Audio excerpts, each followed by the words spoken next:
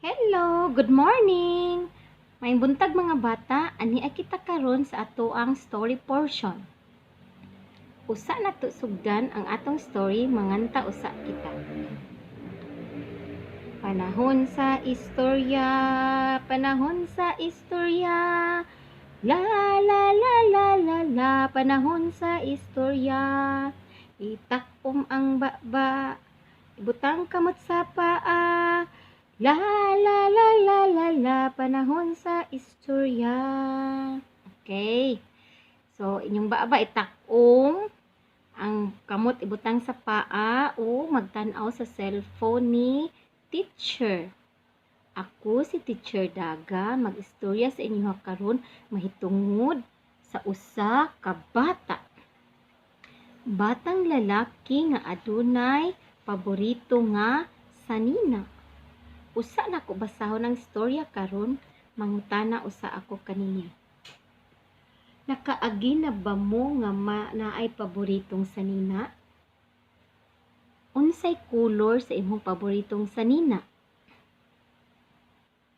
Okay. Kaduhang pangutana. Unsay inyong pilion? Pagporma-porma lang, mag-arte-arte, dili mo tabang sa mga trabahoon sa balay? O mutabang sa mga ginikanan o mutrabaho sa mga buluhaton sa balay? Kani karon atong madiskubrihan diri sulod sa atong istorya. So ato nang sugdan ang atong istorya karon. Ang title sa atong istorya kay Ang Mahiwagang Kamiseta. Kwento ni Eugene Y. Ivasco, guhit ni Gani Madenio.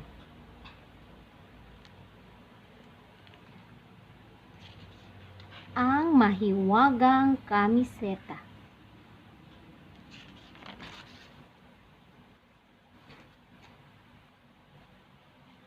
May lakad na naman si Wancho. Kumukurap at kumupugay ang mga mata. Pinapasadahan ang nakapamadang buhok. Suklay-suklay at ngiting-ngiti. Uon natin ang kamiseta at harap sa salamin. Magtupi-tupi at maglakad-lakad. So kani siya si Wancho. Arti kaayo siya. Ha? Sige niyag sudlayon iyang buhok, pakatawa-katawa siya, sige niya kana binat-binaton iyang sanina, nya perminti bigid siya magatubang sa samin. Okay. Wala nang tatalo sa pagkakasikat sa bata. So sikat daw kaayo si Wancho. Unsay ngalan sa bata nga sige lag sudlay-sudlay, sikat katawa-katawa, nya sikat siya? Sa ngalan sa tong bida? Okay, si Wancho. Kapag namamasyal siya sa parke, titigil ang lahat at tititig kay Wancho. Maging ang mga bulaklak ay yuyuko. So kung mulaag daw siya dito sa park, so tanan daw mo tanaw sa iya ha. Nya pati ang mga bulak mubaw sa iya ha. Kapag nagwawagi sa palengke, hihinto ang pang-aalok ang mga tendera. Tatamlay sa pamamakyaw ang mga mamimili. Dahil maagaw ni Wancho ang tingin ng lahat. So kung maato siya sa palengke, ang matindira mo tanaw sa iya ha. Muhunong og pamalit ang mga tao. Kay magsigilag tanaw kay Wancho. Kay pasta niyang pugiya o gasta niyang pormaha.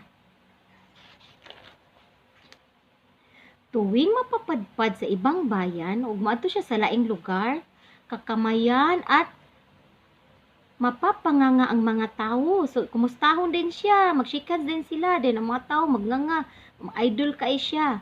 At maghahanda ng banderita, so napagi bitay-bitay, kinaabot si Wancho.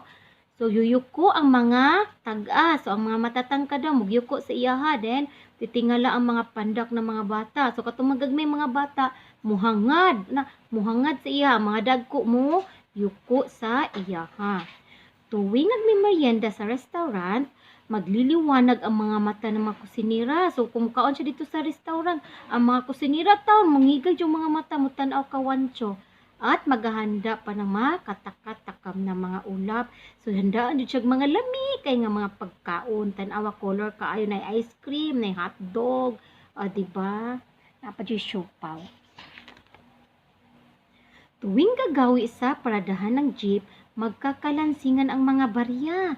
So kung pagsaka niya sa jeep, sus, murag tagakan siya mga coins. Kay basta laging sikata.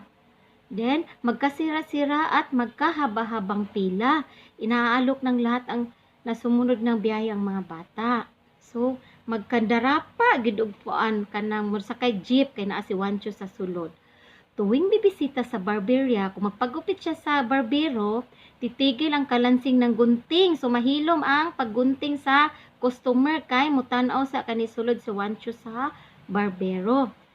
Nabubungi ang sudlay, mabali ang sudlay, pagkita ni Wancho. Magkakalamat ang salamin sa gupitan. Siguro mabuak ang samin kay tungod sa makakita ni Wancho kay pata laging pugiya. Purmang-purma. Pag nanonood ng paligsahan, sumuko ang silindro ng referee at nabubulabog pati ang matitinik na katunggali. So kung maabot si Wancho dito sa paligsahan, mahilom ang mga tao, hindi ang mga katunggali ug ang kanang nag-away, mahilom sila kay mutanaw sa sila ni Wancho. Ug si Wancho na noon ang ilahang gikalingawan o gibit-bit murag mao'y nakadaog kay tungod sa ihang kasikat. Sa mga kagilagilalas na pangyayari, iisang natatanging kamiseta lamang ang suot ng sikat, matikas, gwapo at makisig na si Wancho. Mahiwagang talaga ang kanyang paboritong kamiseta. So bisag asa di siya moadto ang iyang gisuot, kanilang gid ihang kamisetang mahiwaga. Bidaw be, unsa may color sa iyang kamiseta? Okay, dalag, yellow. Dalag sa mother tongue, sinugban ng Binisaya, yellow in English ang color. And then, unsa may porma nga naka-drawing sa tubangan sa iyang sanina? Very good. Star. Unsa may color sa star? Yes, pula. Red. Okay, magpadayon ta. Ganyan kasikat, hindi ang kamiseta kundi si Wancho. Kaya, araw-araw, ang nanay ni Wancho ay nagkukusot. So, kada adlaw taon laban sa iyang mama iyang sanina. Sabon ng sabon, banlaw ng banlaw, kula ng kula, kanang gipugaan para mawala ang tubig. And then, almirol ng almirol. Kanang, sa una ni siya nga panahon uso, na magpabukal o cornstarch para maglapot siya. Then, ihulog ang kanang sanina and then ihalay pag kaugaan na gahi siya. So kanang tibay na siya tan-awon then sinaw pag planchahon. Kaya oras-oras ang tatay ni Wancho ay igib ng igib. Hakot ng hakot. Sampay ng sampay. So iyang papa ginabuhat pod kay magsige na lang pod og kabo ug tubig para ilabas sa mama sa iyahang sanina. And then, sampay ng sampay. So, iyang papa magsampay siyang sanina. Plancha ng plancha. So, magsige po plancha iyang papa kada adlaw. Kay kada adlaw man suoton ni Wancho iyahang mahiwagang kamiseta. Unya, usa ka adlaw, isang araw tulad ng dati, nagmamadalit, papadyak-padyak na naman ang sikat. Nanay, tatay, ang kamiseta ko, aalis na ako, nahuhuli na ako. So, iyang gitawag iyang mga magpapa, Mama, Papa, pagdali mo asa kong kamiseta kaya ako na pong suoton. Pero, walang dalang kamiseta ang sumasalubong ang magulang sa bata. So, wala ang mama papa nagdala sa sanina. Ngano ka ha? Be, tag na daw, ngano man be? Ngano wala gidala si iyang mama magpapa ang sanina? Kinahanglan naman ni Wancho kay mulakaw naman siya. Okay. Sabi ng mama, anak, kupas na pala yung kamiseta mo at lumuluwan na ang kwelyo. Anak, butas na pala ang gawaing kilikili. Wala ka pang ibang kamisitang napipili dyan? Ingon iyang mama, Nak, guba naman to imong sanina nak. Uy, pukuan naman ka nang kupas na. Wala di na maayo ang color ba tapos guba pa jud ang kwelyo unya. Ang iyang kilikili butas na nak ba. Niingon ang iyang mama. Ang dagway ni Wancho tan-awa dili mapusod Ginoo ko dili in taon mapurma ngano ka ha. Nasuko si Wancho. Nasuko siya. Basahan na iyong kamiseta. So, niyon yung mama, anak, imuhang ka ng imong sanina. Gimon man ako tong trapo. Ako gitong gipuna sa flower base dito sa sala. Suko kay si Wancho. Ning dagan din siya dito sa kusina. Og yung gitanaw iyahang sanina. Og sa dihang parta. Ang kanyang kita niya kabigla-bigla. Isang basang-basahan ang mahiwaga niyang kamiseta. Gihimo nagtrapo siyang mama parta ng pangitayang sanina. Sakit kayang dughan og sadihan. Nagdali-dali siya dagan ni adto siya sa iyahang kwarto. Nagkulong siya, nasuko siya, nagdabog-dabog siya pag-ayo kay nganong gihimo og kanang trapo ang iyang sanina. Unya, kabigla-bigla may usa ka salaginto ang nitungtong sa iyang abaga. Ngayon pa lang ako nakakita ng ganito. Sa lagintong walang kinang. Sukuan daw siya kanang aninipot nga walay siga. Kita na ba mong aninipot? Oo, nagasiga-siga na siya. So karon niingon si Wancho, uy, kadlok ba nimo nga nitungtong man ka sa akong abaga? Tapos sabi ni sa salaginto, tulad mo, pang-aasar na laginto. Alang ginto, dibdib pa'y nakatiyad. Batang nawala ng mahiwagang kamiseta. So, pariha ta. Murapod ko ikaw, bata nga wala na sanina nga magic nga magkinang-kinang sa kabag-o. Ako, wala pod ko'y siga. Oo nga't magkatulad tayo, sabi ni Wancho. Usisa ng nakakalungkot na bata. Pero bakit ka masaya? Anong malipayon man ka, aninipot nga wala man kay siga? Ako lagi magulanon kaayo ko, kaya nga akong sanina kay gihimog trapo ni mama, wala na nung ko'y sanina karon. Ikaw dapat magsiga-siga ka pero wala kay siga, pero malipayon ka. Ngano ka? Ngano man sa hinungdan? O, kamo biyan sa mahinungdan, anong malipayon man siya nga, wala man siya siga-siga. Ang aninipot malipayon pero si Wancho digit siya malipayon kay wala na niya nasuot ang iyang sanina nga ipanghambog niya nga pugi kay siya tan-awon pag iya tong suoton. Pinapikit ng alingganto ang bata. So papikit o piyungan na imong mata ningon ang kuan kana aninipot. Lumukso ang aninipot kulisap sa noo ng bata at saka nagsalaysay.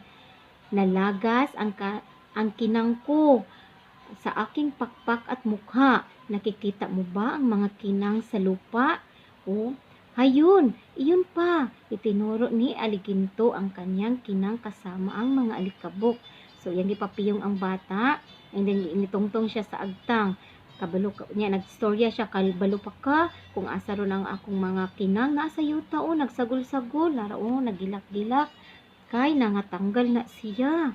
Ayay dahil sa pagtulong ko sa aming kaharian. Kay nitabang man ko sa among kaharian. Unya, sinalanta kami ng bagyo, kamakailan at marami ang nasugatan.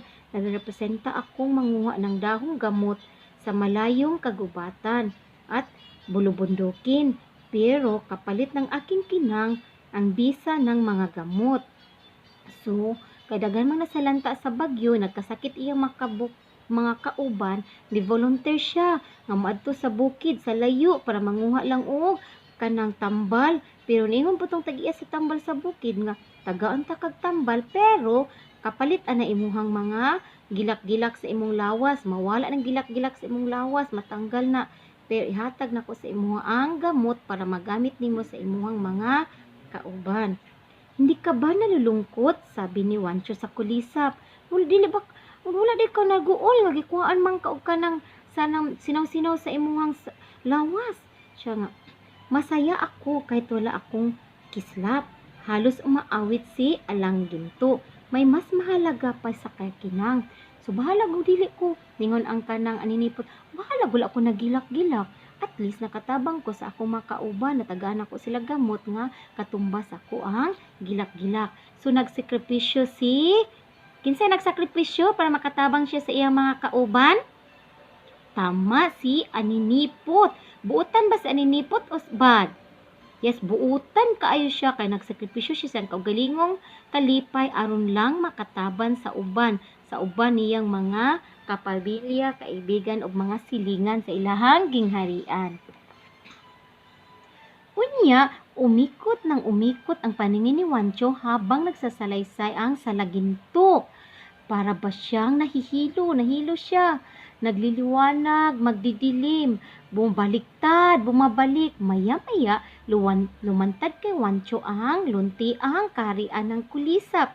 Naabot na di siya dito sa karian sa mga kulisap. Gidala di siya ni Aninipot sa langginto. Nakita niya kung papaano sinusubuan ng salaginto ang sugatang mga salagubang, tutubi at paru-paro. Nakita pod niya kung giunsa ginagabayan ng alitaptap ang mga bulag nilang mga kasamahan. Nakita niya kung paano hinuhudyatan ng mga kuliglig ang mga kasama para kumain, uminom ng gamot, matutulog at mag-i-ehersisyo. So nagtinabangay sila pag-ayo dito sa ilahang gingharian, klase-klase na mga kulisap. Nakita niya kung paano tinitipo ng mga langgam ang mga mumho, buto at mga piraso ng asukal, pulbos ng gatas at bahagi ng mga tsokolate. Nakita niya kung paano mag-impok ang mga bubuyog ng nektar para sa sinisinat at nilalagnat at mga tinatrangkasong mga kaibigan. Sumoto yung nasaksihan nga nagtinabangay tanan ang mga kauban dito nga mga kulisap sa sulod sa gingharian. So, biglang-bigla, malakas ang katok na dumadagundong sa kwarto ni Wancho. Naghalo ang dilim at liwanag sa paningin ng bata. Umiikot, nakakahilo, kumukumpas-kumpas, kumikinding-kinding. Bumalik-baliktad si Wancho sa iyang pamati. Anak, halik ka! Sigaw ng kanyang nanay. Binibili kita ng bagong kamisita ng iyong tatay. Lipay kaayo nga nagbalita ang iyahang mama ug papa. Napakusot ng mata ang bata at bagyang nakangiti. Iyahang girab ang iyahang mata ug nakasmile siya. Nga nagtanaw sa iyang mama ug papa nga gipalitan siya og bag-ong sanina pero gikan siya unsa siya gikan? Gikan natulog. Pagkatulog niya unsay nahitabo? Nagdamgo siya dugay kaayo nga hangtod nga naabot na to siya dito sa palasyo sa mga kulisap. Moto nakamata siya kay gituktok ni mama papa iyahang kwarto. Kusog kaayo kay gipukaw siya kay naa di ay siya bag-ong sanina nga gipalit ni mama ug papa. Simula noon, sukad ato, marami ng hiwaga ang naganap kay Wancho. Maniwala ka dahil totoo. Susukad ato daw nga nagdamgo siya ging ato. Dako na kaayo kausaban si Wancho sa iyahang kinabuhi. Mahiwagang salita rin ang maririnig tuwing nasilayan ang mga tao si Wancho. Kay sipag na ng bata, matulungin pa, may pagkukusa, magalang, masinop sa gamit. So, ang mapaminti na madunggan ni Wancho sa mga tao kay, mingon na, uy, kabutan sa bata, kana matinabangon kaayo. Unyang managid siya, kaugalingon na, magpagtabang, di na siya suguon, mutabang na siya dayon. Then, magalang siya, tawagon siya, anak, asa ka, Wancho, diligod siya nga, unsa, diligod siya mo anak, mingod siya, Wancho, mingod siya, ma, pa, o anak, diligod kayo, Wancho, unsa man, dili jud ing anak, mingod siya, ma, pa, uma, opa, anak jud dili kay, unsa man, o dili jud mag-ing anak ha, kay bad na siya, kay nahanglan, imo jud pang tawagog balik imo, mamagpapa, ma, papa. Mo gyud na itubag pagtawagon mo sa inyong mamag papa. So, masinop na siya sa gamit, dili na siya abusado sa iyahang gamit. Iya na gyud perminti ampingan. O wala nangang bisa ang kamisita ng bata, pero taglay pa rin ni Wancho ang hiwaga ng kamiseta kasi nabago siya sa kamiseta na binuotan siya. Dili lang dahil tungod sa sanina, tungod sa purma-purma, pagwapa-gwapa, sigilag pa namin. O niya di ay, dili mo tabang og trabaho sa balay, dili mo tabang ka mamagpapa, dili bantayan ang igsuon. Useless dahil na siya no, magsilang kag papugi-pugi. So kinahanglan mutabang gyud dinha sa mga trabahoon sa balay, magbinuotan, pagtawagon ni mama magpapa. Wancho, tubagon dayog, ma, pa, unsa man ma? Naa kay isugo. So ingana dapat ang bata. So diha na human ang atong istorya karon. So kinahanglan ang bata dili lang taman magpapurma-purma, sigig papalit og pagkaon, sigig papalit og saninag dulaan, unya di ay pagsuguon na dili masugo. Dapat suguon mutuman dayon sa mamag papa. Unya kung dili mapalitan og bag-o, sigdi lang kay moabot rang panahon makakwarta si mamag si papa, mamapalitan ra na og bag-o nga dulaan baka, bag-o nga sanina og mga gamit sa school. Okay? So diha lang tagtaman mga bata. Sa susunod na story ni teacher, see you. Ito si Teacher Daga, nagstorya kaninyo mahitungod sa ang mahiwagang kamiseta ug nikunik kini sa ato ang lesson for this week ang color yellow. Color dalag. Okay? Dalag na kamisita. Goodbye, children. Goodbye. Pag binutan mo sa inyong balay, tarungan nag-answer inyong module.